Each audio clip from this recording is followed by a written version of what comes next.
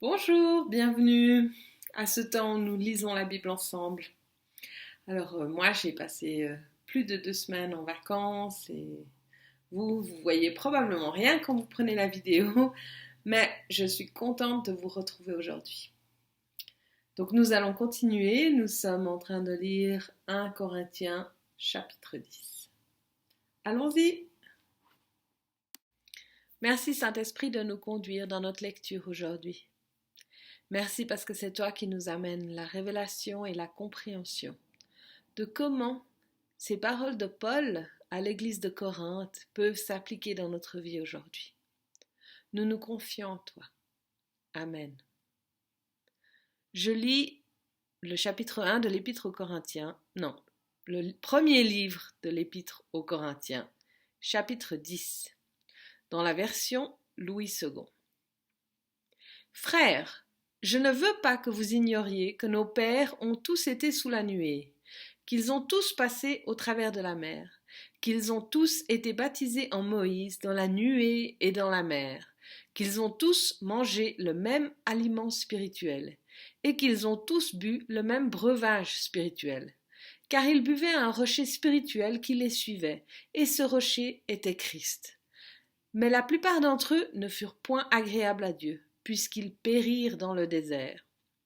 Or ces choses sont arrivées pour nous servir d'exemple, afin que nous n'ayons pas de mauvais désirs, comme ils en ont eu. Ne devenez point idolâtres, comme quelques-uns d'eux, selon qui il est écrit, le peuple s'assit pour manger et pour boire, puis ils se levèrent pour se divertir. Ne nous livrons point à l'impudicité, comme quelques-uns d'eux s'y livrèrent, de sorte qu'il en tomba 23 000 en un seul jour. Ne tentons point le Seigneur, comme le tentèrent quelques-uns d'eux, qui périrent par les serpents. Ne murmurez point, comme murmurèrent quelques-uns d'eux, qui périrent par l'exterminateur. Ces choses leur sont arrivées pour servir d'exemple, et elles ont été écrites pour notre instruction, à nous qui sommes parvenus à la fin des siècles. Ainsi donc, que celui qui croit être debout prenne garde de tomber. Aucune tentation ne vous est survenue qui n'ait été humaine, et Dieu, qui est fidèle, ne permettra pas que vous soyez tentés au-delà de vos forces, mais avec la tentation, il préparera aussi le moyen d'en sortir, afin que vous puissiez la supporter. C'est pourquoi, mes bien-aimés, fuyez l'idolâtrie. Je parle comme à des hommes intelligents. Jugez vous-même de ce que je dis. La coupe de bénédiction que nous bénissons n'est-elle pas la communion au sang de Christ? Le pain que nous rompons n'est-il pas la communion au corps de Christ? Puisqu'il y a un seul pain, nous qui sommes plusieurs, nous formons un seul corps, car nous participons tous à un même pain. Voyez, les Israélites selon la chair, ceux qui mangent les victimes, ne sont-ils pas en communion avec l'autel? Que dis-je donc? Que la viande sacrifiée aux idoles est quelque chose, ou qu'une idole est quelque chose? Nullement. Je dis que ce qu'on sacrifie, on le sacrifie à des démons, et non à Dieu. Or, je ne veux pas que vous soyez en communion avec les démons. Vous ne pouvez boire la coupe du Seigneur et la coupe des démons. Vous ne pouvez participer à la table du Seigneur et à la table des démons. Voulons-nous provoquer la jalousie du Seigneur? Sommes-nous plus forts que lui? Tout est permis, mais tout n'est pas utile. Tout est permis, mais tout n'édifie pas. Que personne ne cherche son propre intérêt, mais que chacun cherche celui d'autrui. Mangez de tout ce qui se vend au marché sans vous enquérir de rien, par motif de conscience. Car la terre est au Seigneur et tout ce qu'elle renferme. Si un non-croyant vous invite et que vous vouliez aller, mangez de tout ce qu'on vous présentera, sans vous enquérir de rien par motif de conscience. Mais si quelqu'un vous dit « Ceci a été offert en sacrifice », n'en mangez pas, à cause de celui qui a donné l'avertissement et à cause de la conscience. Je parle ici non de votre conscience, mais de celle de l'autre. Pourquoi, en effet, ma liberté serait-elle jugée par une conscience étrangère? Si je mange avec action de grâce, pourquoi serais-je blâmé au sujet d'une chose dont je rends grâce?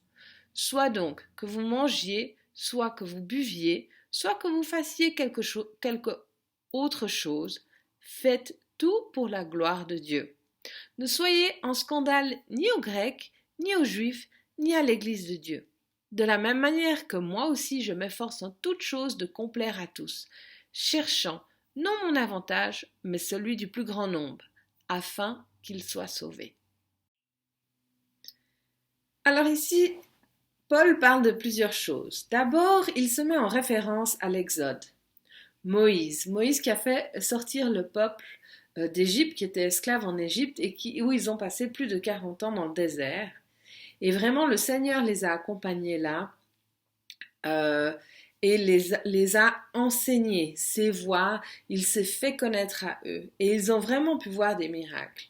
Donc, je vous invite à lire la Genèse, je vous invite à lire Exode, les premiers livres de la Bible, parce que ça, c'est ce à quoi Paul se réfère ici, qu'on peut voir dans cette période d'apprentissage du peuple d'Israël, avant qu'il entre dans sa terre promise, donc quand il était dans le désert, où ils ont vraiment pu voir des miracles, ils ont vraiment été nourris de Dieu, ils ont été abreuvés de Dieu, ils ont été guéris de Dieu, et pourtant tellement d'entre eux se sont rebellés, ont renié Dieu, n'ont fait qu'à leur tête, et en lisant ces livres, on voit vraiment comme Dieu les a jugés, comme beaucoup ont péri.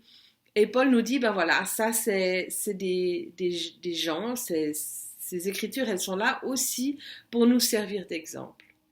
Alors, pourquoi pour nous servir d'exemple? Parce que, eh ben oui, nous faisons partie du corps de Christ. Nous sommes unis à lui, nous sommes en communion avec lui quand on prend la Sainte Seine, quand on prend le pain et le vin. Eh ben, c'est là où on reconnaît cette union, on communie les uns avec les autres comme un seul corps, avec Christ à notre tête. Christ, Jésus-Christ, notre Seigneur et notre Sauveur. Et donc, nous faisons partie de lui.